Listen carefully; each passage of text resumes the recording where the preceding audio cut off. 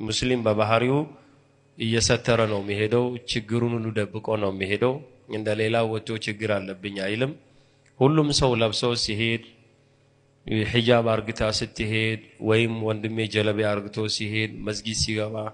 ኢባዳ ሲያደርግ አንዳንዱ ከፈጣሪ ጋራ ነው የሚያላቀሰው ቤት ውስጥ አላህና እሱ ብቻ ነው የሚያውቀው እነዚህ ማህበረሰብ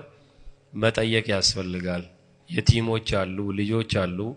የበረካ ወር ነው ሁላችንም ደግሞ እነዚህ ምንም ቤታቸው ውስጥ ሳይጫጨስ ሳይሆን ቤታቸው እኛ መንበላቸው ነገር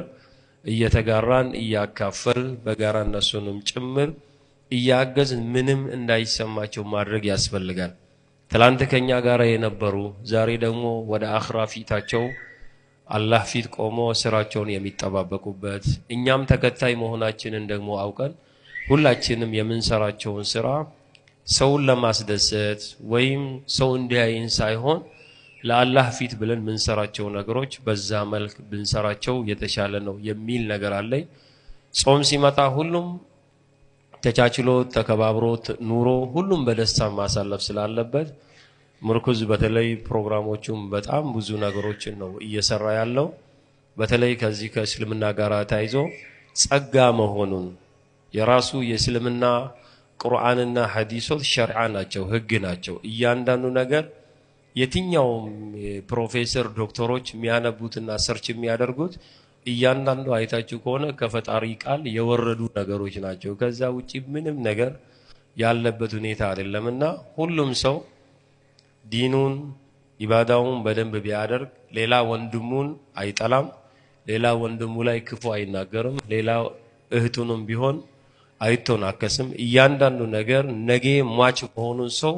ማወቅ አለበት ሰው አፈር ነው ከአፈር እንደተፈጠር ወደ አፈር መመለሳችን ስለማይቀር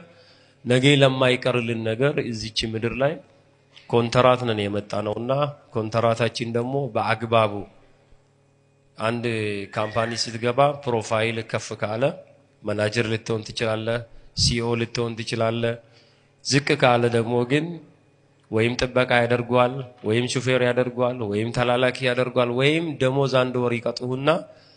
እንድትመላለስ ያደርጓል አላህ ከዛ እንዳያደርገን ይሄ ምድር ላይ ስንመጣ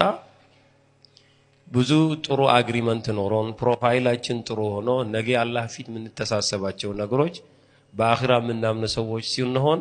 ነገ የተሻለ መጥፎን አናስብም ሟች መሆንን ስለምታውቅ ማለት ነውና ትላንት የነበሩትን ዛሬ እንዳሉ ሁላችንም ስለምናውቅ በዚህ መልኩ ምርኩዝ በድሬዳዋ ላይ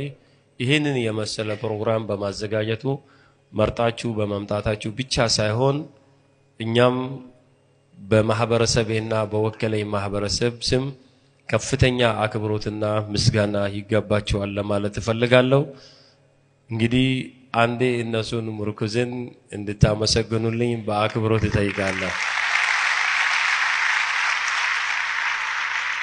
እኛም እንደ አስተዳደር በሰላም ላይ የሚሰራው ነገር በየትኛውም ነገር ላይ ከተማው ላይ ለሚደረገው ነገር ከናንተ ጎን መሆናችን በዚሁ አጋጣሚ ላረጋግጥላችሁ ፈልጋለሁ ፕሮግራሙ የሰላም ሁላችንም ትምርት አዝለንበት ቀስመን የምንሄድ ያገኘነውን ትምርት ደግሞ ተመልሰን ወደ ተግባር የምንቀይረን አላህ ያደርግልን ወሰላሙ አለይኩም ወራህመቱላሂ ወበረካቱ